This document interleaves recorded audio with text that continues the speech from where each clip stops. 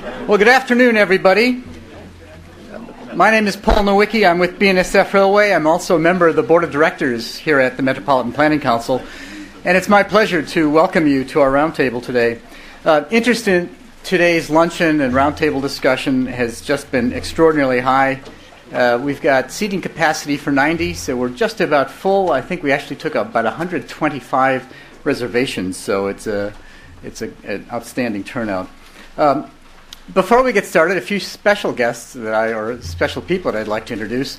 The first is standing in the back, the chairman of the board of the Metropolitan Planning Council, King Harris. If you could wave to everybody, King, good. Mary Sue Barrett, the president of MPC, over there in the doorway.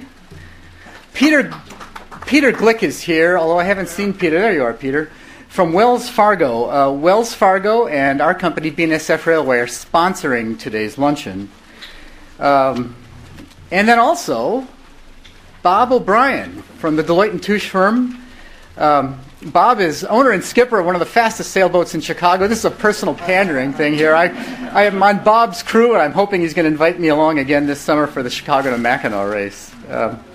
Before we get started, I want to caution everybody to mind your P's and Q's as we go through the discussion. Today's event is being recorded. The audio will be available on the websites of WBEZ, National Public Radio in Chicago, and also the MPC website, and that'll be available in a couple of weeks. And so it's especially important then during the Q&A and the open discussion that we have after the panel that you raise your hand, get a microphone, and speak clearly and loudly and distinctly into the microphone so that your comments can be recorded. And two objectives that I see for today's luncheon. The first is that, of course, we want to hear about the Chicago Metropolitan Agency for Planning's outstanding and really comprehensive GOTO2040 plan. And then secondly, we want to discuss implementation of that plan, probably the more important part of today's meeting, especially the roles of stakeholder groups such as the panelists that we have with us today, and many of you in the audience, those important roles that you're going to have as over the years as this plan is brought forward and implemented. So in terms of format today, we're going to start by hearing from the panelists. That'll take about 45 or 50 minutes. Then we're going to open up for discussion from the audience, and we will adjourn promptly, as promised, at 1:30 this afternoon. So is that okay with everybody? Any questions before we get started? That's always a good sign. Anyway, our first speaker this morning is Randy Blankenhorn. He is, of course, Executive Director of the Chicago Metropolitan Agency for Planning. And Randy really bears the senior responsibility for leading development of this outstanding and very well-received GOTO2040 plan. Now, of course, the hard part of his work is starting, and that is implementing the plan and ingraining it in the hearts and minds of our leaders in our 7-county region. Many of you know Randy, I think. You've maybe got a handout with his biography in it. The consummate professional urban planner. But there are other dimensions to Randy's life as well, and I always like to include that in an introduction to somebody. You know, some of you may not know about Randy's athletic prowess. And all right, he really never played for the Chicago Cubs, but he is a fan, a diehard fan, and so that's important as well.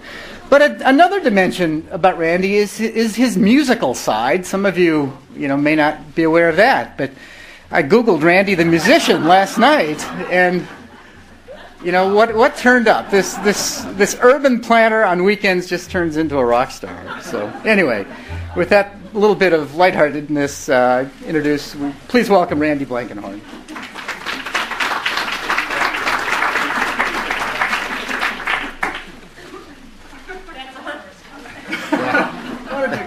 That is a first and certainly an icebreaker. Sherry, my assistant, told me when you get there and you see the introduction, I didn't have anything to do with it, and now I understand why. Thanks, everybody, for coming and spending some time with us today. I want to spend a few minutes going over what the plan is about and how we got here, and then really lead into the more important discussion of really where do we go from here? How do we implement this plan? What is the role of all of you in the room in owning it, and making sure that we move forward and making sure that it happens. We created GOTO2040 over a 3 or so year period to really think about the economic prosperity of this region and how we create strong communities. That's the goal of GOTO2040.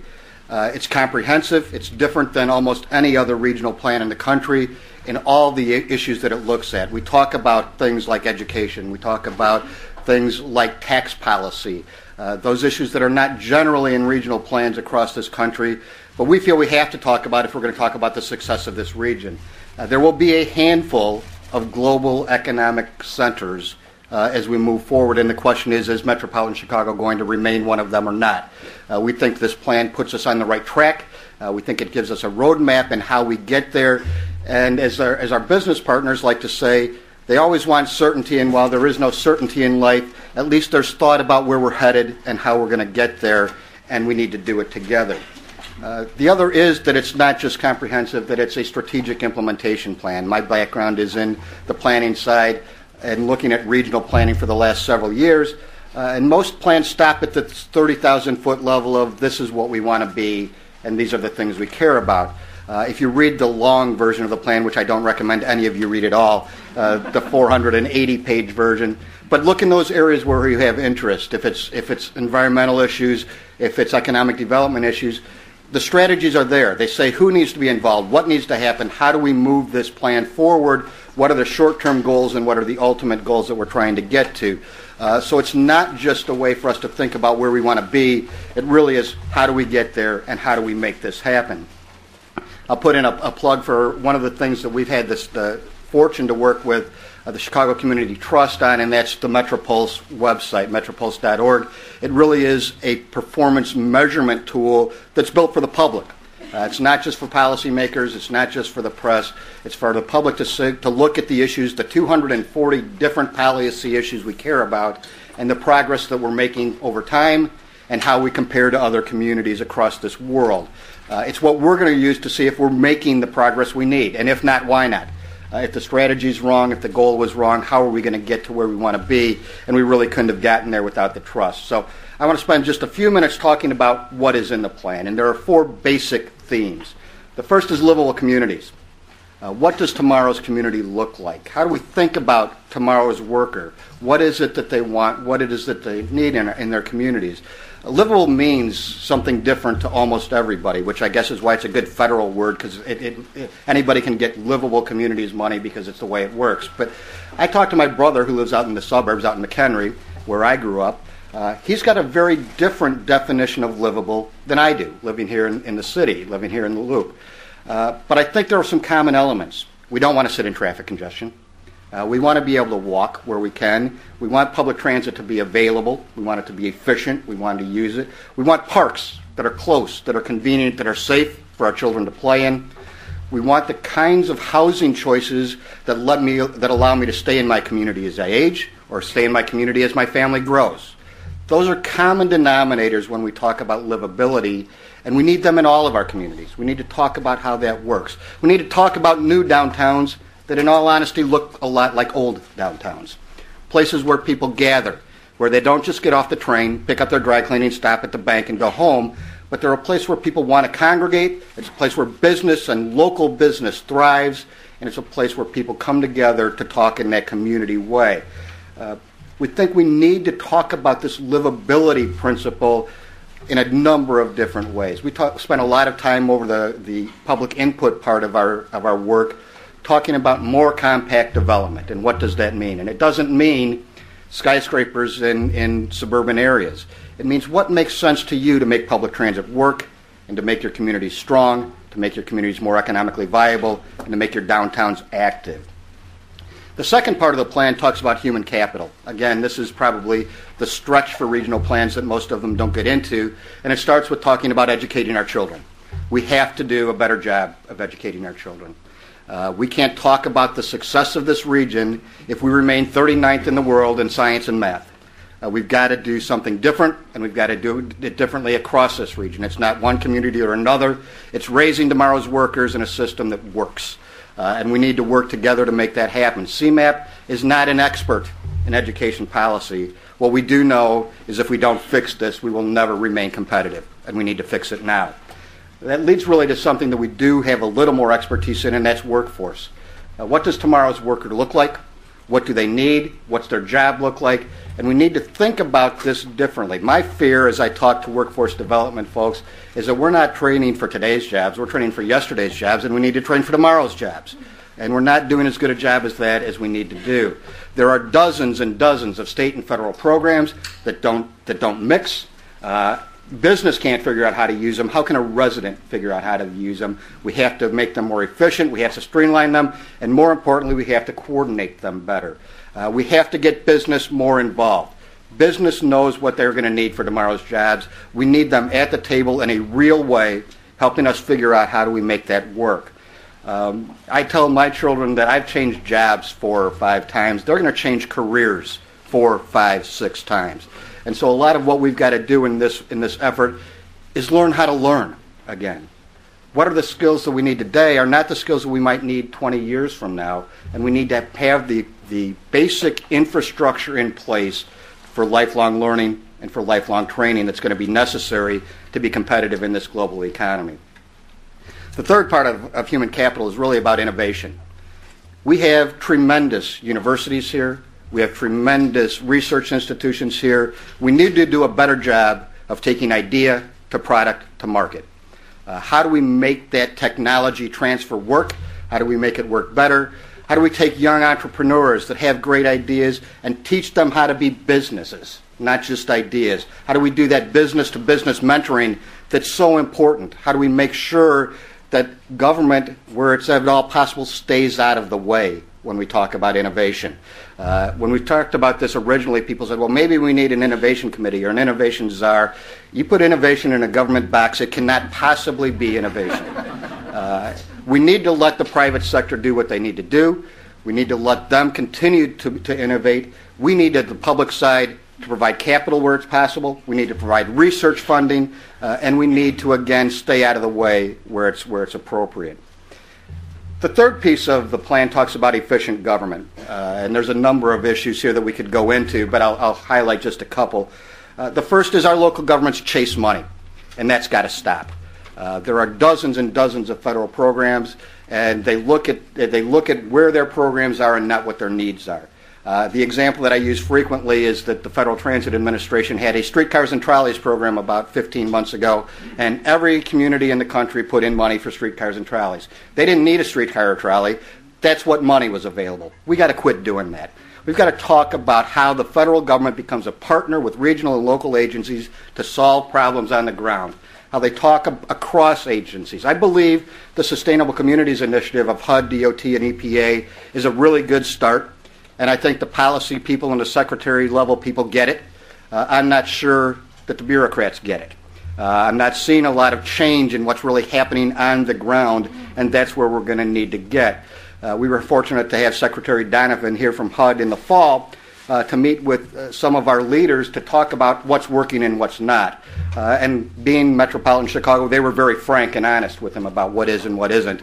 And it's really, how do we make sure that this works across lines? I'll give you an example. I was in Washington this week.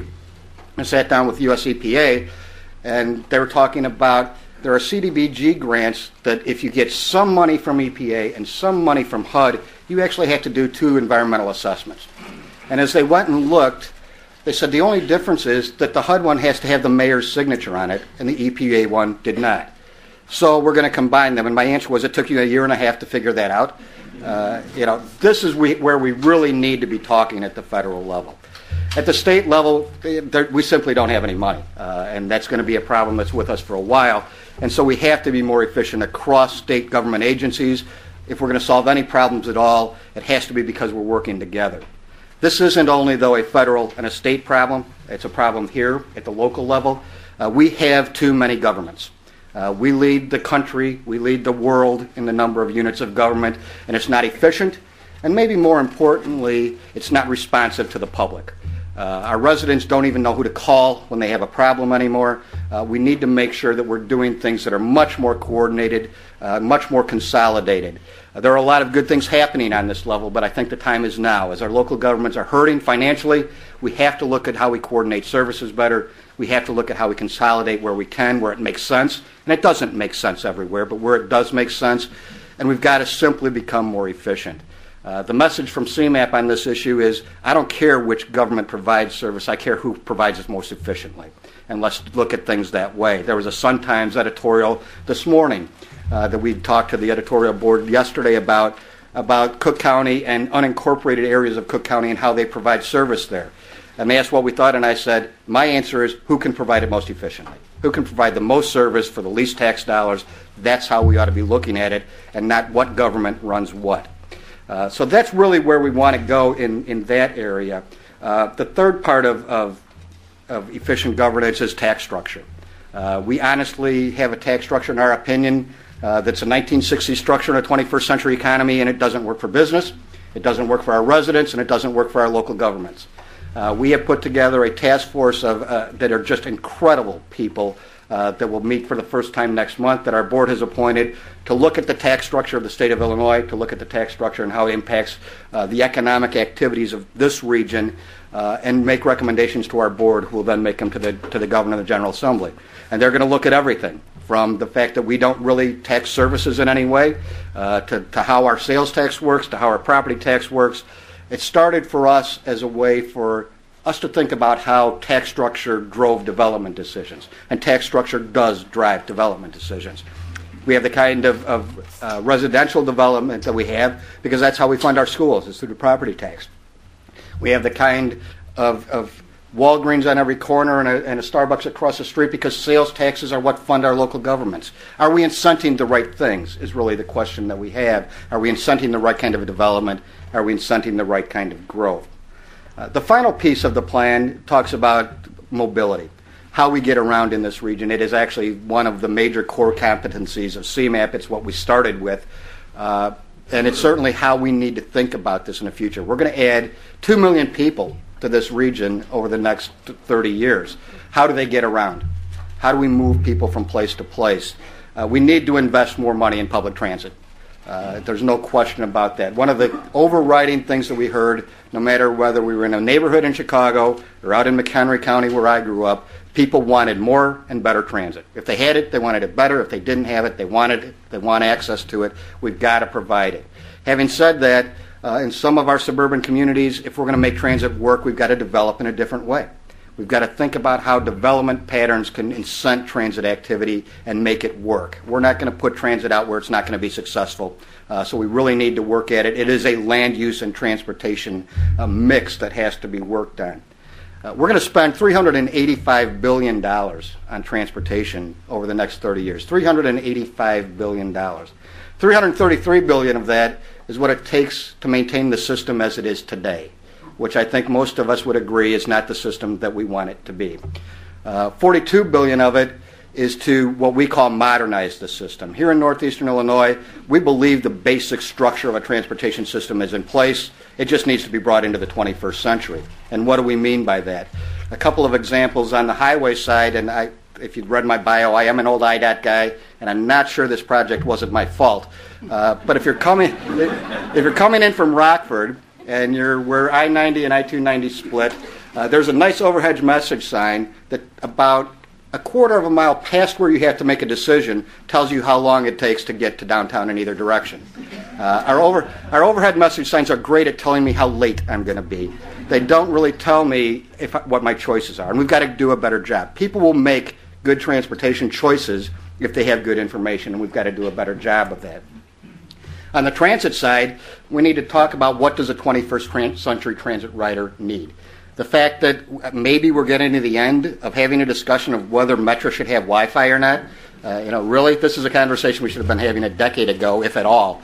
It's what our riders want, and it's what we have to provide them. We need to think about that discretionary rider.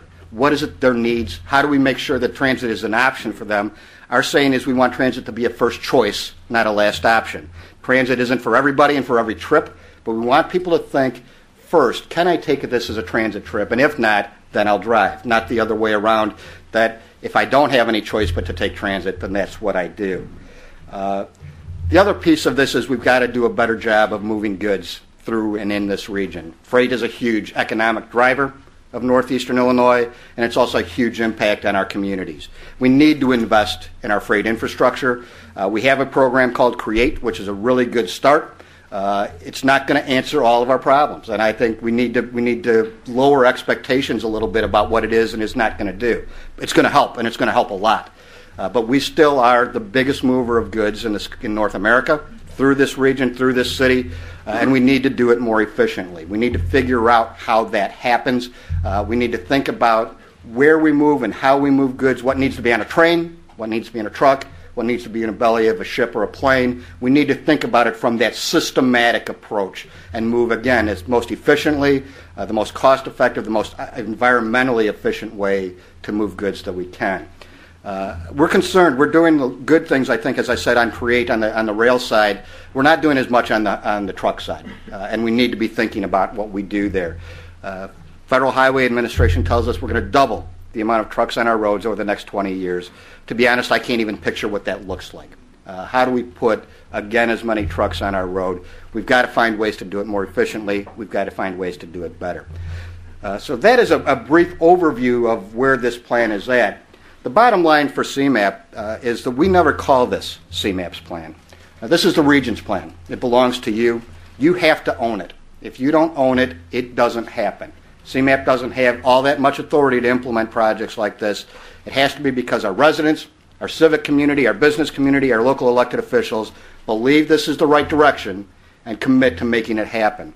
And that's really the conversation that we want to have going forward, is how do we move this, how do we make it happen?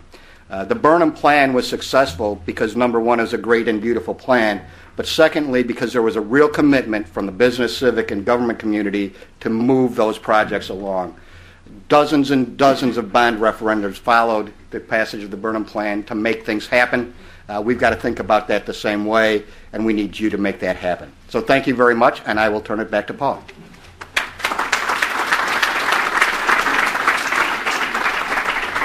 Well, thanks, Randy.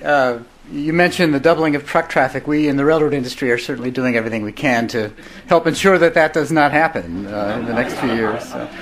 And I can't wait for the next panel we're on, when Randy will be introducing me, and I'll have to look at myself in one of those funny slides. So. Anyway, our next speaker is Nancy Fishman. Nancy is Executive Director of the Grand Victoria Foundation, and along with me, a very committed member of the MPC Regional Planning and Investments Committee. Now Nancy's looking at me and she's wondering, what slide do I have of her? But I'll tell you, it's all business from here on out, so you can relax on that. Anyway, Nancy, come on up. The floor is yours. I want to thank MPC for inviting me here today, and I want to say how impressed and encouraged I am. But it's such a big turnout. I had the privilege of being asked to help the federal agencies review the proposals for the Sustainable Communities Partnership. And of course I wasn't allowed to review any from Illinois, but I will say, of those that I did review, so many of them cited the GOTO2040 plan as the model that they wanted to follow to create a plan for their regions. So all of you are in good company with each other, because you're here today because you care about making this plan work for our region. As a philanthropy, we have somewhat of a unique role, because we have a lot of tools that may be available to some. We have other tools that are not available to others, but we can combine them to help support successful implementation of the plan. I think one of the most important things that we can do as philanthropies is to play a role in helping what Randy said was so important, which is to coordinate. And there are coordination needs at so many different levels. So there are a lot of funding streams that are available to us to implement this plan well. But if those funding streams aren't well aligned, whether they're local, regional, state, federal, or private, we're not really working at our full potential. So philanthropy can serve in some ways as a even-handed conversation leader to examine ways in which we might combine different streams of funding. We might partner with federal agencies to help them change the rules about how to spend different pockets of money so that we can really leverage all the resources that are coming to this region and have the best possible implementation that we can. We can also help through coordination, and that can be hosting meetings of various interested parties, to really make sure that we're helping the talented people throughout the region work for their local place in consideration of the whole region, and really work towards substantive, lasting results. Wouldn't it be a shame if we invested as much as we have in creating this great plan and we ended up with some good but temporary outcomes? So what we're trying to do is change this region, make sure that it can be robust and prosperous for a long, long time. There's some examples that are already underway about how coordination can happen among various interests. And one of the most promising is a livability working group. And this was something that has been coordinated initially by CMAP and MPC, but it includes participation from the Region 5 federal agency heads who care about sustainability issues. It also includes representatives from philanthropy, as well as nonprofit organizations who have a high level of expertise in livable and sustainable communities and regional solutions. So we see this as a very promising way for everybody to stay aware of what's going on and really work through ways in which efforts can be coordinated and well communicated. And I applaud both CMAP and MPC for pulling this together and having the idea, providing the opportunity. Another example of how coordination is already working is in the South Suburban and West Cook County suburban corridors. Lots of nonprofit organizations, along with local governments, have been working to really blur the municipal boundaries and look for ways that efforts in housing, in open space, in freight can be better coordinated across an entire corridor. And in fact, they're jointly applying for federal funds and receiving them, and they're creating joint visions. And it's really quite revolutionary given, the culture of this region where there are so many different governmental units really kind of fighting for survival. So this was one of the most promising ways in which good coordination, because of the work of local government leaders and really smart nonprofit organizations, brought some key issues to the table, worked with the communities to come up with some innovative solutions, and they're being implemented successfully. The third example of how well coordination can work has to do with open space, and I know you didn't cover that too much in your presentation, but there's quite a lot in the plan that's dedicated to parks and preservation of natural areas and the creation of preserves. And there's a whole lot of coordination going around there with Chicago Wilderness, with the Chicago Region Land Conservation Coalition, with a network statewide called Vital Lands Illinois, and everybody's coming together to really figure out how each land conservation organization or interest can work in consideration of a shared vision and some very good plans that have been made both in counties and in the state. And at the same time, we're about to get in Illinois an update of the Illinois Natural Areas Inventory, which will help drive lots of decisions, not only about open space protection, but about development, because we'll have a great inventory of the state of undeveloped land in Illinois.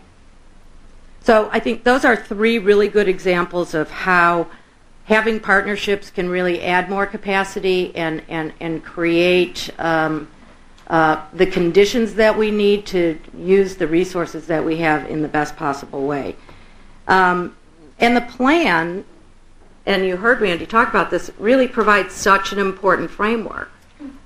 for all of this work, and gives us great cues about where we need to gather together to coordinate. Because if it's implemented well, at least for us as a foundation that has an interest in livable and sustainable communities, it really will create vibrant and livable communities with robust economies and a healthy environment. I think some of the things that are going to be really important for CMAP to consider from a philanthropy point of view and taking advantage of the philanthropic community in Chicago, we can help keep the eye on the big idea. I think because there are so many strategies in this plan, it would be really easy to get focused on one project after another and lose sight of what we're trying to create for the entire region. And I think, again, as we continue a shared conversation, an important role that philanthropy can play is to keep our sights on why this plan, why is it important to implement it, what's in it for all of us. I think we can also encourage a more seamless integration of all the different efforts. We are going to run into project by project work, but how do we integrate that so that it does add up to that big idea? We can continue to coax along the way with the relationships that we have back toward the big why. I think there's also going to be, as we move into implementation, a real tension that CMAP, as you start to provide technical assistance to communities, there's going to be a tension between a need for a good process for communities that want help in planning and the need in those communities for a better level of skills in order to actually do a good plan. And how do you balance a good process with the opportunity to really build the local talent, really nurture that local talent so that when the technical assistance is completed, there's good leadership in the community that can carry forward the plans that they make. Executing meaningful community engagement is probably one of the most difficult challenges ahead because there are so many people, and as you even mentioned, Randy, there's different cultures in different counties, and there's different cultures in different communities. And each community and each county has different priorities. But if we don't, in earnest, really make a point of engaging people in a meaningful way, and by that I mean in a way that ensures that they're going to benefit from their own participation in these conversations and in this work, then we're going to continue to turn our back on the most important question, which is how do we achieve equity for all the people in the region instead of just benefits for people who already are very good at navigating systems. That continues to be a challenge, and I would say, based on the conversations that I've had with other philanthropic colleagues around the country who are also very involved in the Sustainable Communities Partnership, it's something that everybody across the country is struggling with. How do you really include people in an authentic and meaningful way? How do you make sure that plans that are being made actually are providing the benefits for all the people and not just for some of the people?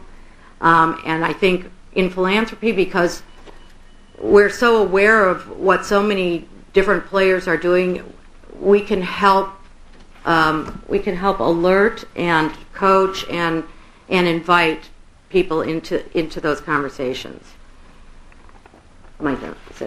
I'll just wrap up with a couple things. Our biggest role that we can play to help is we can broker a lot of these relationships. We can be a bridge between government and nonprofits, between CMAP and nonprofits, between the federal agencies and the nonprofits, and we can help keep this at a very high level implementation. So thanks. Very good. Thank you, Nancy.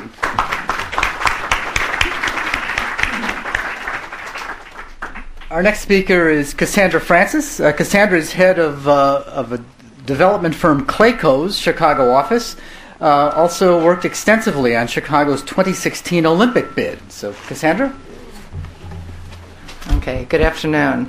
A little bit more about Clayco. Clayco is actually new to Chicago, and first and foremost, it's a large construction company. So this is my first time I've been on that side, really on the ground implementing, typically working either on the planning or the development side. So that's the perspective I'm going to come from today. And one of the things I did want to also applaud CMAP, because beyond being a bit of a plan junkie, and I did go in and read some of that much thicker document, it is a plan that, while it includes just good planning, it's good planning, what it really does is simply prioritize for this region in a way that a lot of other plans don't, where it just is a whole laundry list of things that have to be accomplished. So beyond just the fact that it prioritizes and talks specifically about good planning, I think it has a much better chance to get implemented because of a lot of the focus that is put on implementation activities, as well as just the fact that there's not so many goals. The first thing I did was kind of look through the plan and determine, based on my role now, which is typically trying to affect the built environment, what was the most important facets that came out of the plan. And the three that I came up with were this concept of alignment and focusing of resources. Second one was public-private partnerships and other types of financing mechanisms. We all know that a plan can sit on the shelf for a long time if there's not the real resources, all the resources we talk about, human capital, financial, etc., in order to actually implement the plan. And then finally, strengthening local government's capacity and effectiveness. When I went back and looked at the way the summary was actually broken out, I realized that all three of mine were under the local government section. But I want to assure you that as we continue to do our work, and both on the personal front and through work, that the livability, human capital, and the regional mobility are also things that inform everything that all of us in this room do. Just to start with, again, the case for good planning, which in my mind equals the alignment of all of these resources, policies, and investments. So all of this, we all, operate in this field most of our work days and some of our personal life. So, spatially, economically, socially, and competitively, all of these planning tenets are things that we have to be aware of, we have to try to support, we have to include in all of our planning. One of the things I just wanted to make a point, that all of the things that you see on the screen not only inform kind of what we do as we move forward, but really whether, where, and how we do our jobs and how we try to fulfill this plan. We know we're operating in a time of resource constraints. As I was writing some of my comments here, I kept saying, well, particularly in this economy, particularly in this type of economy. So things really have changed, and there really has been a paradigm shift. Infrastructure needs, which is the base of what all of us do, trying to focus the huge needs and huge resources that are necessary in order to just get that base in place and to modernize some of the things that we already do have in place is a huge job, and it's something that all of the tenets again in the plan are trying to help support that alignment so that we're not unfocused and looking throughout the entire region, looking at the best way to kind of focus our resources. And the where development occurs, we've talked a little bit about taxation. We've talked about some of the planning tenets as to whether or not we are greenfield development or we're looking at trying to infill and take advantage of some of our existing infrastructure, given our resources are going to be tight. But also how development, the human capital side, how, now that I'm involved in literally trying to get people on the street, on the ground, developing and building things, this is after being at the Olympics where we were doing a lot of planning, and frankly I'm still recovering from some of that activity. At this point, it's really about workforce and how can we get the right people, how can we get the right types of resources, how do we get the community aligned with what we're trying to do. A developer is only as good as their approvals they can get in their local community. Some of the benefits of this alignment, this document, and local governments can certainly help with this. Setting clear priorities is one thing that's going to help this. It adds to the transparency and predictability, which saves a huge amount of time both for the government as well as from people who are trying to implement the plan. There's 7 firms trying to go after the same project. They're not all. There's unclear ordinances. There's a lot of different noise in the environment. There's 7 firms that are wasting an awful lot of resources going after the same types of projects and also trying to plan projects in a different way that may not necessarily be coordinating with other people's plans. So trying to focus some of these efforts and make sure that we're keeping the communication narrow in a lot of ways so that we are sure to be getting the outcomes that we're looking for. Randy discussed the fact that one of the issues we have here is that there's such a large number of jurisdictions that we have to deal with. Again, a very difficult thing when you're trying to create any kind of alignment when you're trying to implement this type of a plan. But this alignment also does allow for kind of pooling of resources. There's a... can you all hear me still? Okay, good, without as much of the feedback. That's great. The pooling and the attraction of these resources, Randy talked about the fact that everyone's going after streetcars. That's great until we realize, that's just a waste of everyone's time. And we're in a situation where if we can pool that and as a larger group, look at where streetcars are really necessary, or instead of streetcars, what this region really specifically needs. Again, that's a part of a larger conversation that if we can work together as a larger group and focus some of these goals that we're trying to achieve and balance and compromise, frankly, because that's one of the things that ends up being a large problem. And finally, increasing accountability as we go through this process and have these conversations. Once everyone's on board and everyone's signed off on what these goals are, or what these specifically aligned goals are relative to whatever we're trying to achieve in a specific area, it really does increase everyone's accountability, the community, the local government, everyone who's a stakeholder in the process.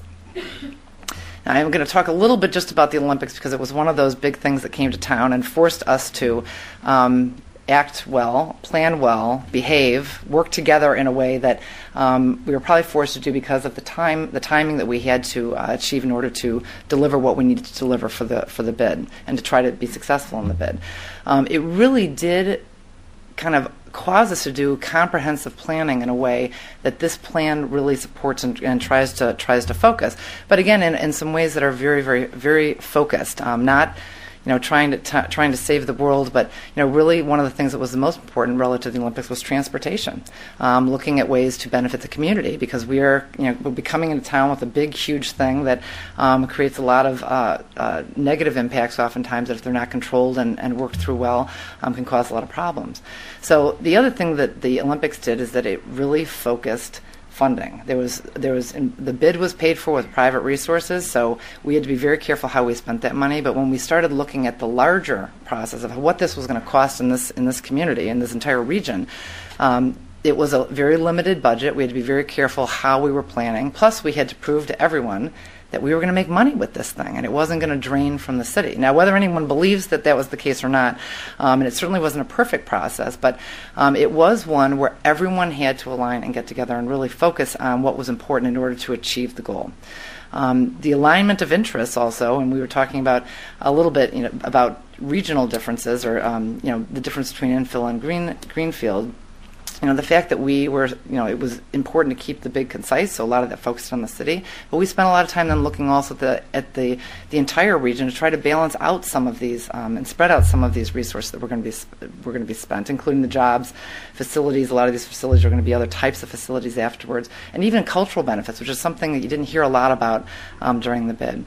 So the reason I brought up the Olympics is I think that this plan, while not the Olympics, can have the same type of energy and the same type of directional goals in trying to pull together the same type of... It's going to be difficult because there's not quite as much of the spectacles, one of the words that I use, and the fact that there really was a belief that it was going to generate a lot of money. But it is something that trying to, in the same way as the Olympics when it was here, it kind of created this paradigm where the first time I went to get some sort of approval from the city, I was shocked because I thought, it was going to take me 6 months. And they said, actually, in this case, we can probably do it in a month. So that was a magic time. It will probably never happen again, particularly in this economy.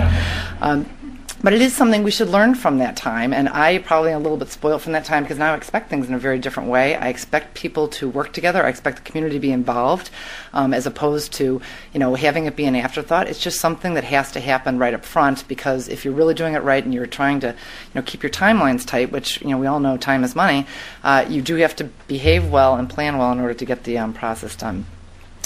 Just two initiatives that kind of support also this process. The GRIP project that MPC is doing, which is a great example of looking at kind of a regional area and its impacts.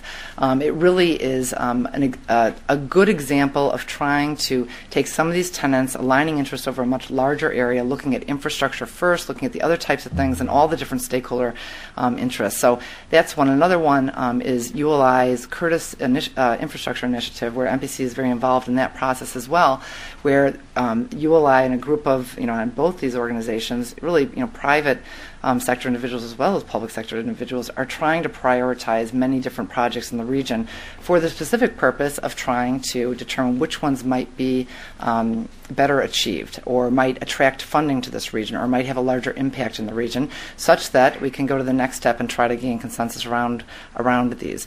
One of the parts of the ULI process was financing, because we can all sit around here and prioritize plans till kingdom come. The issue is if there's really not effective ways to finance these projects, it's going to be very difficult to kind of get off the dime. So that was another component that we started spending some time on, to come up with pilot projects for how to attract new funders to this area, people who hadn't looked at this area before, and also different ways of monetizing revenue streams and that type of thing, which is going to be an important part of any kind of implementation process. I talked a little bit about this. My second point was the public-private partnerships. The Olympics, again, being probably the granddaddy of them all, even just the planning process. But it's another thing that I think just in order to implement this plan, it's going to be the name of the game. No one can do this alone. I think we have to find much better ways to work together, to come up with unique ways to share risk and to share responsibilities and to share tasks, so that we can attract the kind of value that we need to get these things done, and also have the private sector bring the value that they can to the table in order to get these projects done. I think that if everyone is looking for fair returns on this, whether it's financial return or whether it's jobs return or whatever the outcome is, I think that public-private partnerships and working together in that way is going to be a large part of that process. So, and I was a little surprised there wasn't more of that throughout it was kind of laced through everything, but as a specific goal, I think that's something that everyone should really be looking at. Again, a couple of initiatives that are just supporting this now. MPC's efforts in trying to change the getting enabling legislation in Illinois, I applaud that because it's a big issue. And the ULI Curtis Infrastructure Initiative is doing the same thing, trying to use public-private partnerships as a way of delivering some of this prioritized infrastructure. The last one, which my last point as far as being able to implement this plan as effectively as possible, is really trying to strengthen local governments. It was the third tenet that I kind of focused on, and part of it is that there really has been a shift in the economy now, and we have to kind of get rid of old behaviors where we put the developers on the spot, and there were 5 developers competing for everything. Right now, you have a developer or a contractor who comes to the table and wants to reduce their price. You're thrilled to have them there. So the idea that we have to kind of get out of the paradigm of having a very liquid market, we may have to change now. We have to look very carefully at how to attract the private sector, which is really going to be the main driver of some of these things, particularly now, and really nurture that development. It's going to be a big part of the process. So some of the things that can be done. You look at, I can name the 10 things that when you start a project, you always say, oh, it would be just great if all of these things went away. But some of the most important things, the local government can really remove constraints in a way that a private developer cannot. So all of these things that are listed here are things that are, again, in the plan, mentioned many times, but in a focused way. Putting responsibility and making local government accountable, understanding how to try to get the private sector in, making sure there's trained and sophisticated staff that really understands the process, that understands the economy now, understands the fact that there is a value to taking risk, and some of the financial implications of that. Building community consensus, that's one of the things that is often a very difficult process. Doing that ahead of time. One of the projects I was involved in, this was a long time ago, it wasn't quite as successful as you would have hoped, given it was a very good plan, but it was working, trying to put a children's discovery center in Northwest Indiana, and it was a partnership between East Chicago, Gary, and Hammond. And I was working at U.S. Equities at the time, and they were hiring someone to just do site selection. They said, whatever site's best, regardless of what community it's in, that's where we're going to go, and we're going to pool our resources so we can get as much money from the state as possible. Well, we as professionals went out and in our judgment came up with the best site. Not everyone liked that site, so the whole thing ground to a halt. And then there were some other political issues that happened with people leaving office, that we didn't have the kind of long-term group that was there that was willing to work through the process, or that was able to work through the process and overcome some of these things. But the fact that these three communities worked together, and when it was set up, it was wherever it needs to be is where it needs to be to service not only our three communities and really target our financing that we can all, our resources that we can put towards the project, but also for the entire region. So again, not a great outcome, but I think that we're going to have to do more and more of that. And as Nancy said, blur the boundaries between municipalities and different jurisdictions, so we can really, get some economy of scale to attract some of these projects and some of this funding. And again, this is just a list of other types of things that, when you're looking to local governments, what they can do. These are all basically lifted from the plan, although some of them are ones that I have added or tweaked a little bit. One of the things I did want to bring up, because I think it's brilliant, is this Chicago Region Retrofit Ramp-Up program, which is a beautiful example of how to train workforce to funnel financing and to really create an energy efficiency goal or pursue an energy efficiency goal that is very important for the region. It's a very regional plan. It involves private sector and the public sector as well, and I just think it's a very good example in a way that local government can help and work with others in order to pursue some of these tenets. So with that, I think I will go on to the next person, but I think that the local government's capacity in building that is probably one of the most important. The fact that it was last certainly doesn't mean that, but it is the one place where I think the largest amount of work can be done in order to align interests. Thank you.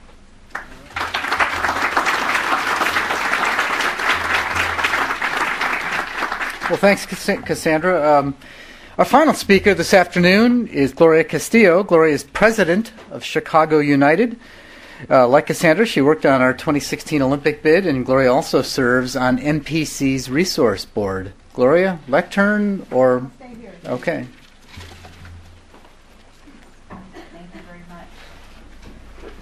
much. Okay. Well, I'm going to add my gratitude for bringing everyone together for this really important conversation. Let me just give you a 2-minute information on Chicago United. Chicago United is a corporate membership organization that focuses on ensuring economic inclusion of all races in the Chicago region. And one of the things that I think is most beneficial about the organization is that we bring together corporate CEOs and minority business CEOs together as peers to really look at the business issues in Chicago. And that gives us a particular lens as we look at some of the issues that the plan addresses. There are 2 areas that we focus on that I think are germane to the plan and important to kind of think about in terms of not only the corporate business perspective on planning in Chicago, but also the minority business perspective on planning in Chicago. And I also have kind of a second hat that I'm going to wear for this conversation, and that is as a trustee of City Colleges of Chicago. So we are very much involved in the reinvention of workforce training in Chicago, so hopefully I'll be able to add a little bit of flavor from that ongoing process right now. From a business perspective, the quality of the workforce is a major interest. My iPhone sometimes makes things do things, so stick it over there. We're looking obviously for a very well-educated, skilled workforce. But I would submit to you that one of the things that business is interested in Chicago is ensuring the diversity of the workforce. And the disparities in educational attainment are a critical need to be addressed currently. So as we look at the workforce development aspects of the plan, I think being a little bit granular in our approach to those disparities is important, because we look at companies like Boeing or like Miller Coors. So as we're thinking about that workforce development, we really need to think about what are employers looking for in terms of the the training of those individuals. One of the things that I think is being done very effectively in Chicago is the coordination through the Chicago Workforce Investment Council, looking at who is training, where the funding is coming in, and how they are approaching the training. And I think what this model, the Chicago Workforce Investment Council, is adding to the environment is they have brought together the stakeholders. They've got business engagement, they've got nonprofit stakeholders at the table, they have educators that are both public and private, and they've brought in the Civic Consulting Alliance. So what we're looking at Chicago Workforce Investment Council is how do we achieve measurable results? So you bring all the stakeholders together and really define what are the measurable results in terms of the workforce development. And one of the things that we've identified, obviously, in terms of city colleges of Chicago and Chicago public schools is you've got very large bureaucracies that are very resistant to change. And so you've got to have strong leadership that's willing to take the current measurements and determine how to drive that change. I'm going to switch a little bit. As I got up, I think I messed up my notes a little bit, but I'm going to switch a little bit to thinking about now as we're developing this workforce, and it's particularly a diverse workforce. I want to measure, or I also want to mention some of the things that are particularly granular. I noticed in the document, I mean, obviously it's we're flying at 35,000 feet in this document. So we don't really talk about culturally the impact of trying to drive this change in communities. I'll give you an example. If we're aligning the needs of employers, the future jobs, we don't need to train for yesterday's jobs. I thought Randy said that perfectly. We tend to train to yesterday's jobs. Our best hope is to train for today's job in the way that we've structured right now. But what we need to be doing is measuring what are the jobs that are in the future and how will we train to those jobs. So that's the point of having the businesses at the table. But I'll give you a really good example on a granular level. We all know that there's a nursing shortage, right? And we know that there's a huge bilingual nursing shortage in Chicago. When you have organizations like Instituto del Progreso Latino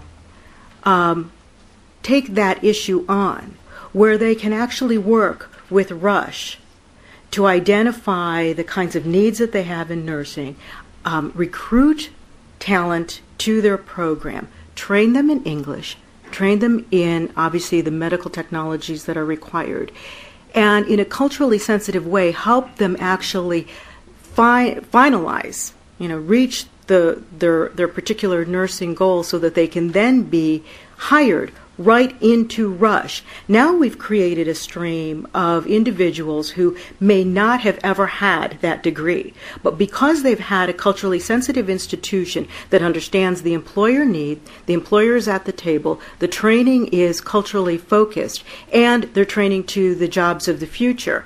Now we've got success stories. And I think when we look at the plan talks about that kind of community involvement. But I think where the rubber will hit the road is as I think Nancy talked about that inclusion factor very eloquently. That's really where the rubber hits the road. That's where we'll really make the difference. So we've got to have the larger structure, but we've got to be able to go granular with that and make sure that it meets the cultural needs of the communities. I mean, we all know that the demographics are shifting dramatically. And so as I looked at the plan, the one place that made me say, we just need to make sure that this is not approached as a one-size-fits-all. And I don't think it was intended to, but at 35,000 feet, it's hard to see that. And in the same way, I thought the focus on business in terms of economic innovation was also, obviously a very important factor for business. I mean, if we think about ourselves as a global city, economic innovation, creating those new businesses that are adding value to the way that we work and live is critically important. But how does that innovation actually develop? And I couldn't agree more. It's not out of government activity. It's out of business activity. I'm going to submit another little kind of point of view on this that's, with my Chicago United hat on. What I've seen over time is very often we have not focused on the development of minority business in Chicago. Lots of other regions actually have supported the development of minority business much more strongly than the Chicago region has. We've done it, kind of at the governmental level, but we haven't done it at the business level. And let me tell you why that's important. Minority businesses tend to hire and train in their own communities. And so if we want to see communities where people walk to work, where they take transportation to work, where they live and work in their community and it really feels like a community, the development of minority business actually supports the goals of the livable communities that we talk about in 2040. So I think that's a piece that we need to kind of think about when we think about innovation in a little bit of a different way. The other thing that minority businesses tend to do is, according to minority business development agencies, they are twice as likely to export as their majority business counterparts. That's a real value for our region. That will create new jobs, and it will also create global links for the region. So when we talk about economic innovation, when you have those kinds of links that are going across boundaries, across nations, we actually can drive new business into Chicago, new revenues into the Chicago region, then supporting the tax base, and doing it with businesses that tend to be based in the community and that support the educational outcomes that we're looking for. So I wanted to give you a little bit of a different spin on when we think about the business community. It's not the monolithic business community of just the large corporations. It's the collaboration between large corporations, small business, and minority business that creates a unique energy, and that the Chicago region is particularly well poised to activate. That energy is here. We need to find ways to support that, and I think the plan does that very well in its focus on economic innovation.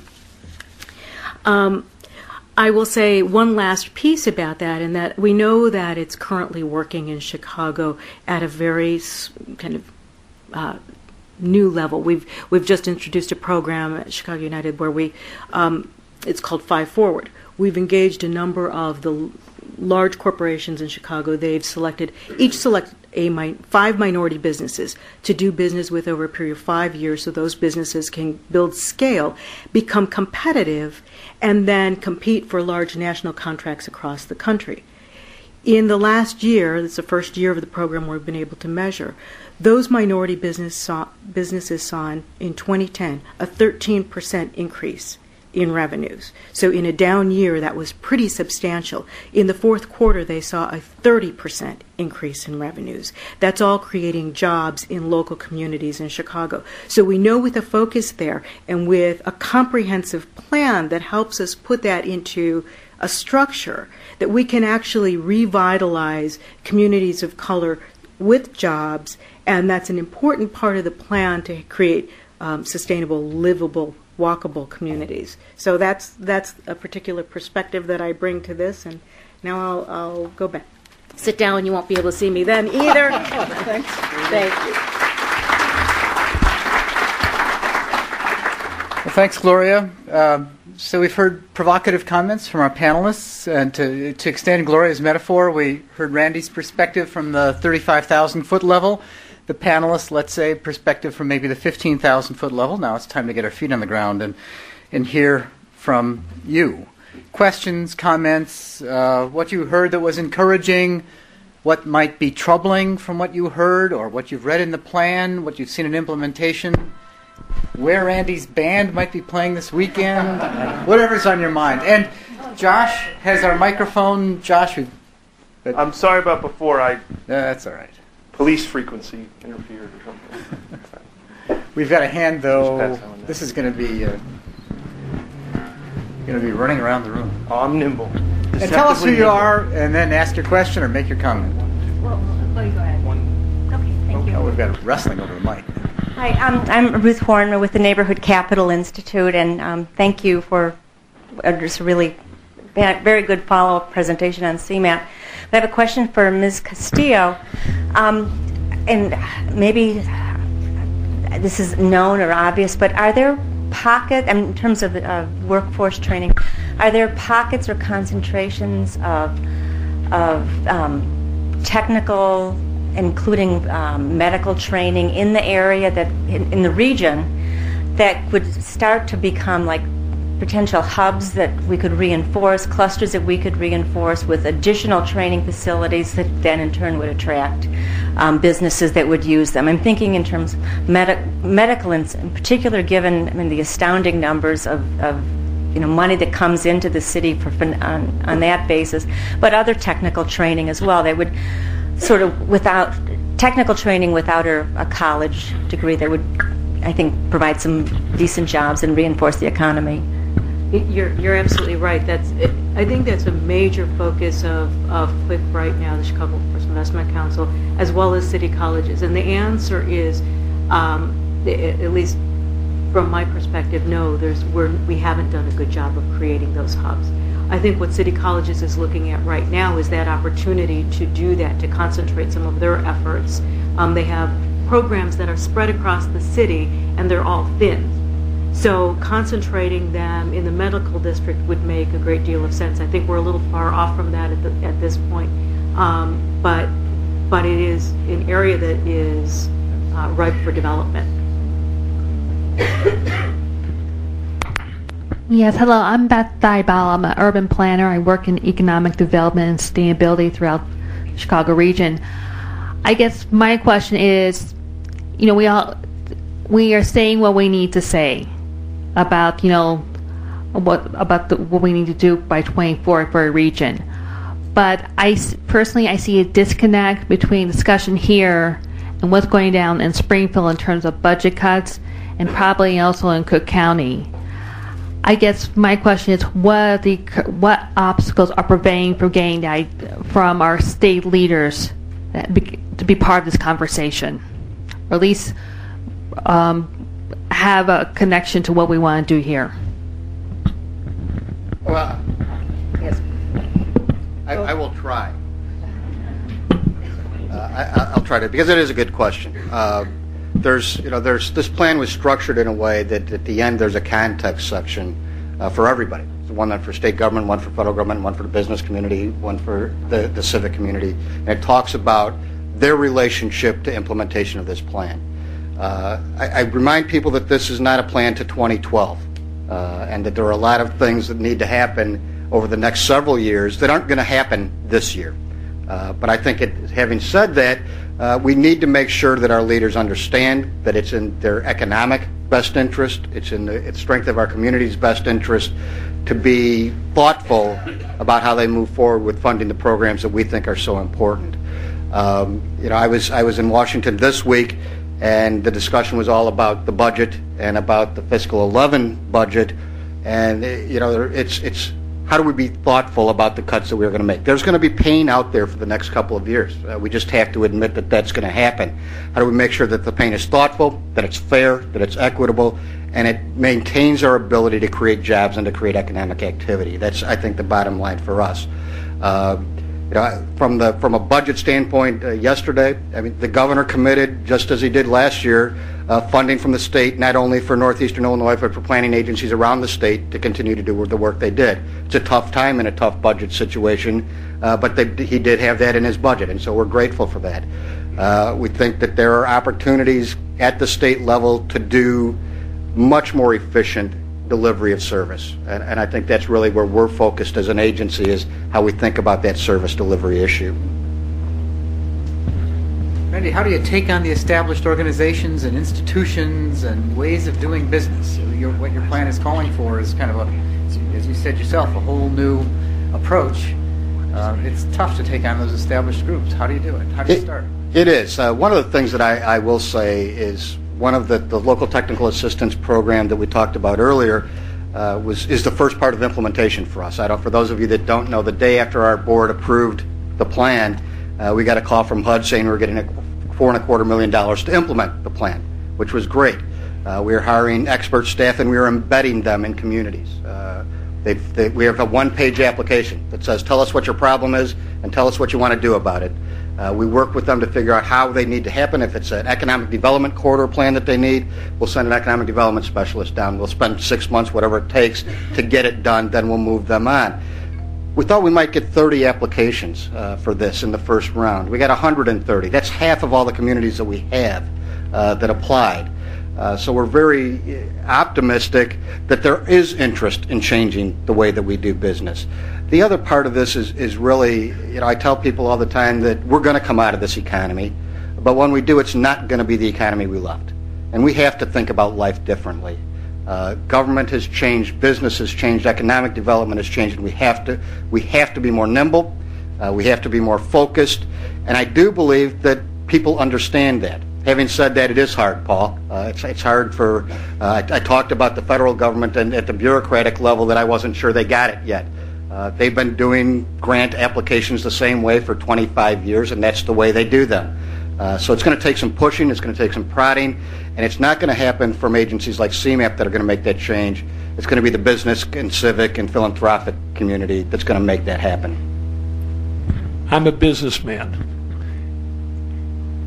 In the world I compete in, which is a worldwide market, excellence in talent is critical because day to day we're competing against Europe, Asia, whatnot.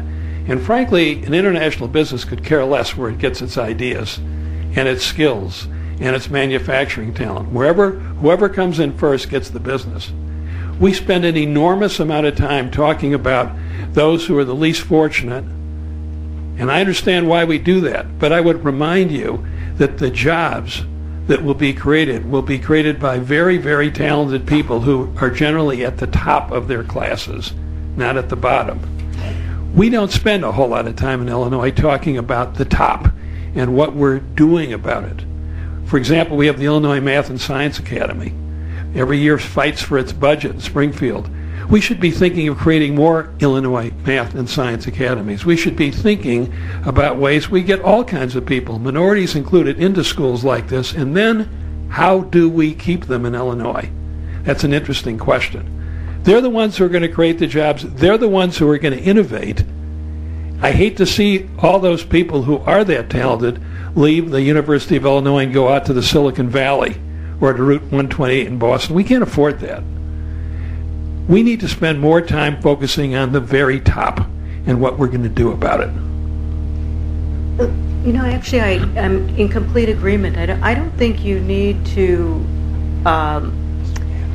say that in focusing on talent development, that there aren't people at the top that are going to cut across all race and ethnicity. I mean, I think you're making that point well, that focusing there is important. But most companies are going to be populated by some mix of the top.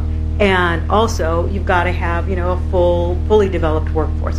And knowledge-based businesses are going to require that people have skills at various levels, and that's critically important. But to your point specifically, for example, with Chicago United, we're working with Chicago scholars, and there are students who are going to Harvard and Yale and Princeton and who are moving towards advanced degrees. And we're actually creating a program where they will have relationships with our members so that they have a welcome door to come back to Chicago and that they have a reason to come back, they have a connection to come back, and they see a future here. And so I think your point is very well taken.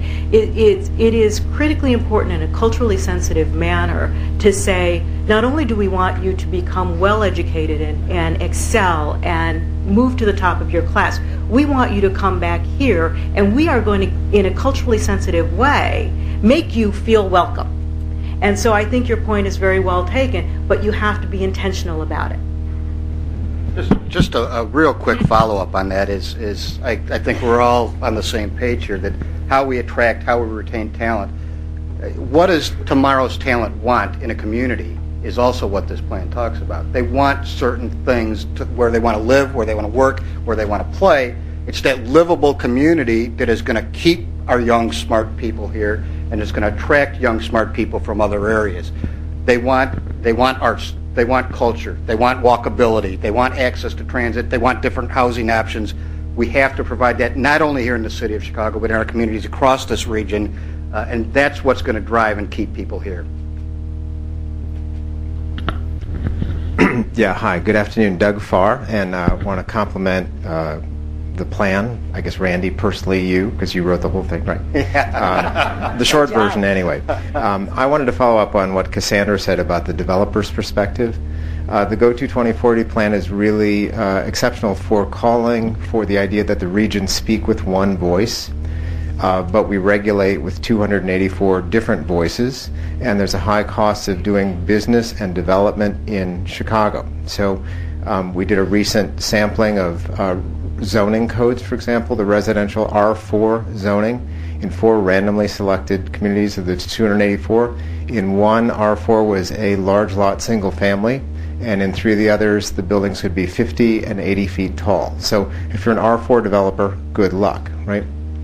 So that's one thing. The second thing, just about standardizing regulations, because the plan has gotten thus far by saying only nice things.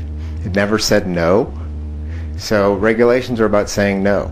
So I'm interested in that. And then the second part of it is sustainability, which is, again, riddled through the plan, woven in there.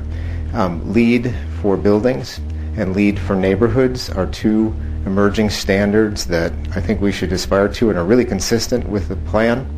I scanned the 417-page version. LEED neighborhood is not mentioned. LEED for buildings is twice mentioned.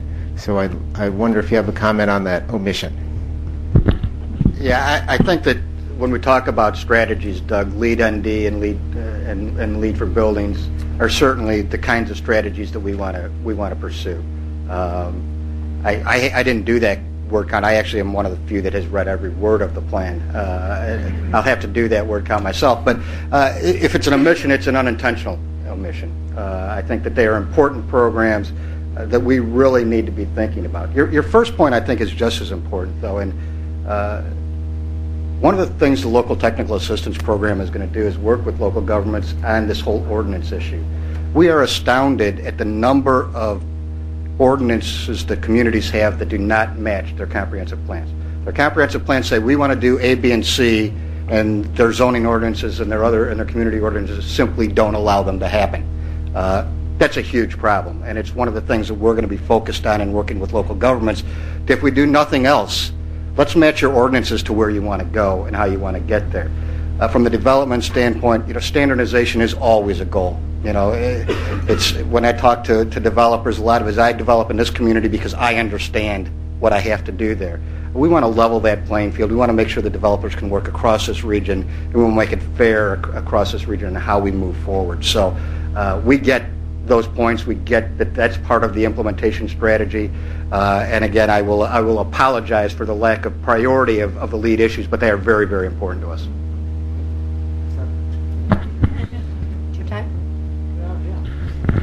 Quick question before you wind up, Paul. I'm Mary Sue Barrett with the Metropolitan Planning Council, and this is a fabulous plan. Picking up on Doug's point about speaking with one voice, a number of the things you spent time and resources developing were indicators. So there's 2015 a target, 2040 targets for everything. Flipping into your one of the pages on transportation, today 68% of us can walk to transit from our homes, and by 2040, we've said in this plan we want that to be 75% of us. So last night we were involved with the mayoral debate as one of the co-sponsors, and a couple of the candidates were a little mildly annoying with their repetitiveness. There's a good part of repetitiveness, and I don't think there's a lot in here, and I think we need help from beyond CMAP, wondering what ideas the panelists have about how we can raise the specter so that every time a transit or housing development is brought up, someone asks, is that walkable? Is that walkable to transit? If not, no public funding. That's what this plan should be about. Nancy? I don't think I have any brilliant ideas, but what Doug said and what you're saying just sort of raises for me that one role that philanthropy has historically played is funded organizations who can be in a position to provide political cover for those who aren't comfortable saying the things that aren't nice. And I think it would probably be very helpful, again, with the coordinating messages, repeating messages, making sure that the habit of folks in the region starts to change. The habit of thinking starts to change. But I think there are so many nonprofit organizations that are really good at this, that with appropriate support, they could provide the political cover and hold municipal leaders' feet to the fire to, make things better. But they could also really help with developing the messaging and training people and changing the habits. One last question, and then we'll wrap it up. One last question, back. Realizing that our politicians have an awful lot to do with how we move forward as a community, and realizing too that this is not a 2012 plan. However, we will lose time in 4 or 6 year increments depending on who's in office.